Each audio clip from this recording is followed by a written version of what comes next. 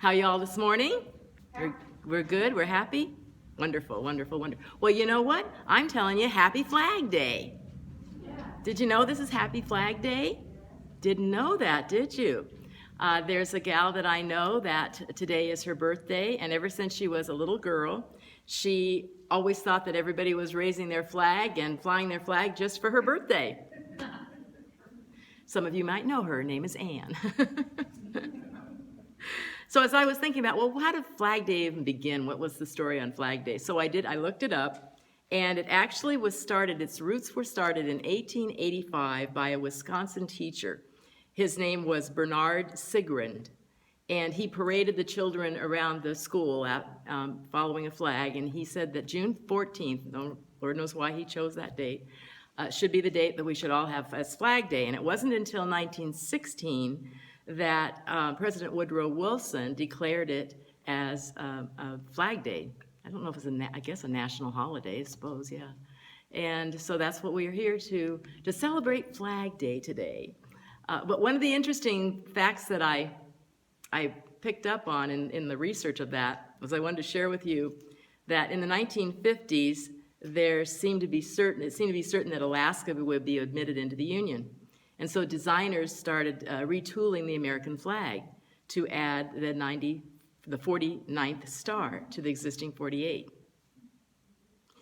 Meanwhile, a 17-year-old Ohio student named Bob Heft borrowed his mother's sewing machine, disassembled his family's 48-star flag, and stitched on 50 stars in a proportional pattern. He handed in his creation to his history teacher for a class project, explaining that he expected Hawaii would soon achieve statehood as well. Heft also sent the flag to his congressman, Walter Mailer, who presented it to President Eisenhower. After both new states joined the Union, Eisenhower selected Heft's design, and on July 4th, 1960, the president and the high school students stood together as the 50-star flag was raised for the first time. Heft's teacher promptly changed his grade from a B- to an A. I thought that was pretty good. So there you have it. That's the history of our flag as we have it today. And as we were reading in the Thought for the Week today, obviously our topic this morning is our cosmic family. And I want us to look at family of more than just our original birth of origin family, what we came into this life with, but we want to look at all as our cosmic family. And as I put in the Thought for the Week, do we have a choice whether we are born into a particular family or not? Some people can debate one way or the other for quite a while. I think that our immediate family that we're born into, though, gives us our first lessons in life. And that life really is a continual lesson, regardless if we move away from that family of origin, and then we start our own families, and then we have social people that are around us. They're all family in one way or another that are giving us lessons to learn. And so honestly, yes, I believe that we do pick our family of origin. I believe that there is a soul that is continuing from eternity and beyond and so forth into infinity, and that I think that we come in with some ideas of how we can grow and learn and achieve what we want to achieve in this lifetime. And I think that whatever that soul chooses to come into this life experience with, it is for their highest and best good. The intention is for their highest and best good. Whether it can be viewed and understood at the time or not isn't really important. But to know that we have this underlying goodness that is always propelling us forward in life. And so that I think that everything that is presented to us for our growth, for our evolvement, for our revealing more of who and what we are. I truly believe that. And it also includes everything that is going on in the world today. Everything that we're experiencing, I believe, is here for our good, is here to bring us to a new level. And there's lots of elements involved here. Oh my goodness, not just the pandemic, but socially, economically, there are lots of things that we need to have like a redo. We're starting fresh in a lot of places, and I believe that the human spirit is up to it. The human spirit is wanting to evolve into this next level. And it's kind of scary because all of us don't know what it is. It's like, where are we going from here? Everything's so topsy-turvy. But I think as we redo ourselves, as we do over, so to speak, that we remember that there is a foundation within us. There is a core energy and essence within us that is God, love, whatever you want to call it. This nation, this Flag Day, this nation was based on those people that came here. They were pioneers. They were searching for a new land, a new life. And in a way, that's what we're doing today. But those pioneers and those people who came here had a solid foundation, that they knew that there was a God, there was a divine providence, there was something that was greater than what they could experience or see or feel within themselves, that was propelling them on, that was giving them what they needed. And I want to behoove us all to make sure that we don't forget that foundation as we try to make adjustments and changes in our world today, that we remember that foundation is love. And the only way that we are going to keep that foundation and spread it out is to know that I am love. We have to accept it for ourselves. And I was thinking of Louise Hay, our wonderful teacher that teaches love, that's what we are. And I have to report, I'm going to give you a report. Yesterday, I went into my office, and I told you last week, I believe, that I had started sorting all my books. I sorted the books, finished it up, got them all in alphabetical order. I have 3 boxes of books that we have for our rummage sale, which will be happening. I don't know when yet, but the rummage sale will be happening. So I added 3 boxes of books. Remember, and I even confessed that all of my paperwork that I want to finish up. Now, see, I told you that I was going to get it all done by the 1st of spring. Then I had to back up on that, and I said the first of summer, the first day of summer. You know when the first day of summer is? 22nd. Next week. So that helped propel me into, okay, just do this. Go in, just get into that office and just work on it. And it only took 4 hours. That's all it was. It was just, sorting everything. I found, oh my gosh, I thought I had lost my book, The Course of Love. I thought, who did I give it to? How did I loan it? There it was, right on the shelf, right where it was supposed to be. And then I got all the paperwork that I had put on the floor. I thought that would inspire me to get rid of it. No, I put all the paperwork up. I got it all sorted. Now, some of it I sorted back into the file cabinets, which still need to be redone. So I have another week. But I'm happy to say that I felt good. Doesn't it feel good to get things in order, to do something that you've told yourself you're going to do, and allow yourself to feel that satisfaction of it? I thoroughly enjoyed it. So the message this morning is about our cosmic family, not just our immediate family, not just the folks that we choose to be around, but everyone, all. Remember Jesus' commandment? Love your neighbor as yourself. You've got to love yourself first. As you love yourself, you are loving others. That quality of love that you have for yourself is what you are giving out to others. So make sure that you keep your level of love pristine. You keep it high.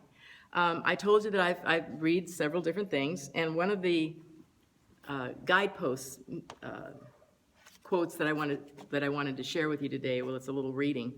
It's about a man who lives in New York. He lives in Upper Manhattan. He got off the subway and he was making his way home one day, and he saw that a man was trying to get up the curb with a walker. And so he stopped and asked him, "Oh, can I help you, bring that up onto the curb?" And the guy said, "Oh, yes, thank you so much." And then the man looked at him and said, "Could you please push me to the supermarket?" Well, initially the man's thought was, well, that's not the direction I'm going. But then he said, I'm going in the other direction. I started to say until my better nature got the better of me, and then I said, sure. He maneuvered around to sit in the seat of the walker, and I pushed, trying to avoid the bumps in the uneven sidewalk. Who knew there were so many? We got to the supermarket. I pushed him up a slight ramp and in the door. Couldn't have been easier. "Thank you," he said, shaking my hand. "Can I buy you something? I can use my food stamps." I stood there stumped. That he would want to use his limited means to help me was beyond belief. I stumbled around for the right words, probably not grabbing them, and then headed home. Sometimes, I said to my wife, Carol, trying to explain the whole thing, the kind thing you think you are doing is nothing compared to the kindness that comes back. And then he ends it with, Lord, let me be always open to the opportunities to serve. It was written by Rick Hamlin. And so remember that we are in this experience as family, and what it is that you can do to give of this self that you are, to serve beyond your own personal life. Mine is chicken soup. I make chicken soup. And somebody needs chicken soup, I'm making it for them and bringing it to them. And this last week, I had the opportunity to see one of my high school classmates, and he is fighting a major fight right now. And but what he said when I was leaving, he said, "I'm in it to win it." And I thought, what a great attitude that is.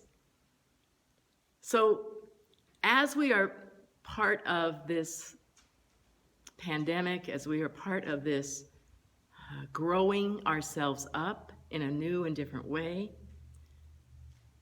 dig down within you. Find the love, find the joy, find the substance that you are, to let that be brought out. Let this be an opportunity to grow. Let this be an opportunity to do something more, something different than you've ever done before. There was another story in the Guidepost magazine that reminded me of my granddaughter. You've heard me talk about Adeline, my little 2-year-old. And 2-year-olds love repetition.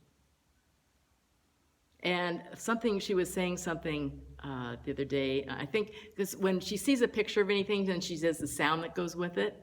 And so the car is beep, beep. There's a horn, the sound.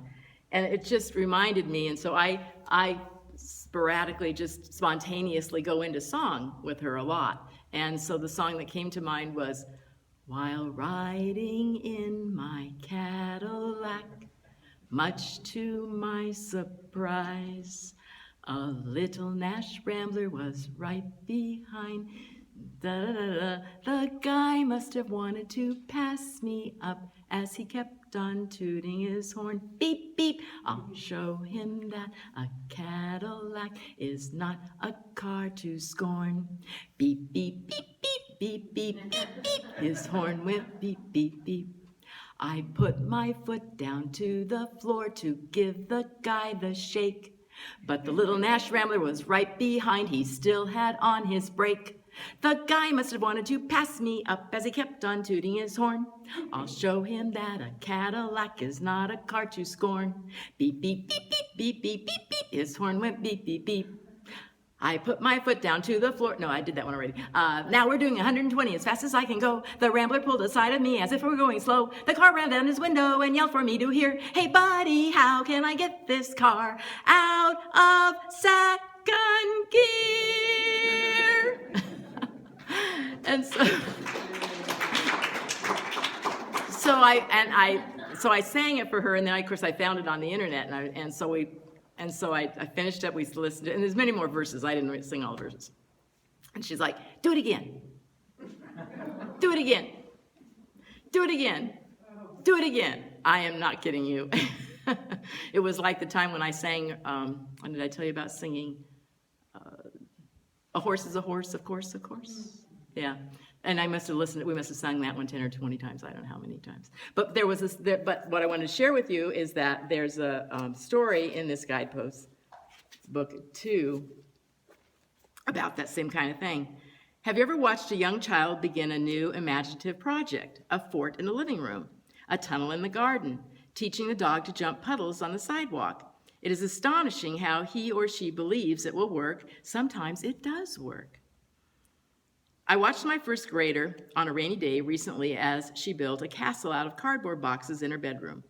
It became an all-day project involving the box from a recently delivered refrigerator, black and red magic markers, a roll of packing tape, a variety of stuffed animals, and for a time our dog, Max, who was supposed to be the alligator in the moat surrounding the castle. This dramatic creativity went on for hours until finally the time came to construct the castle's roof.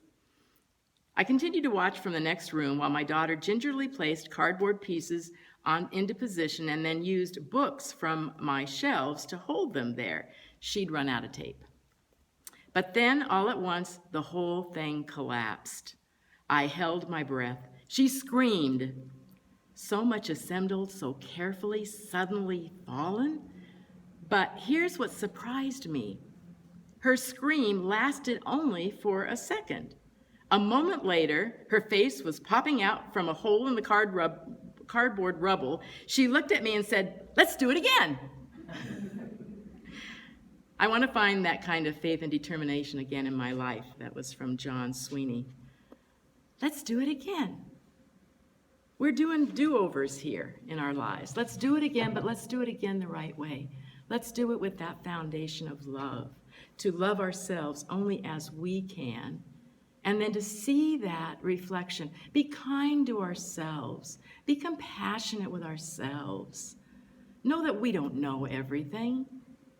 Don't expect anybody else to know everything too.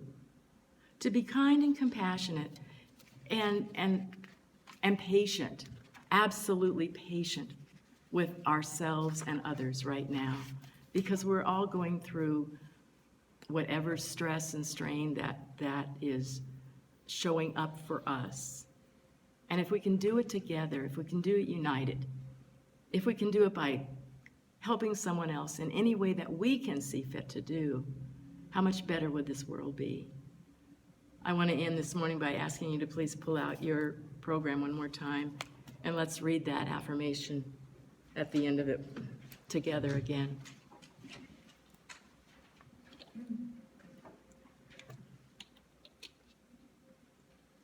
I am open to seeing and hearing others' point of view.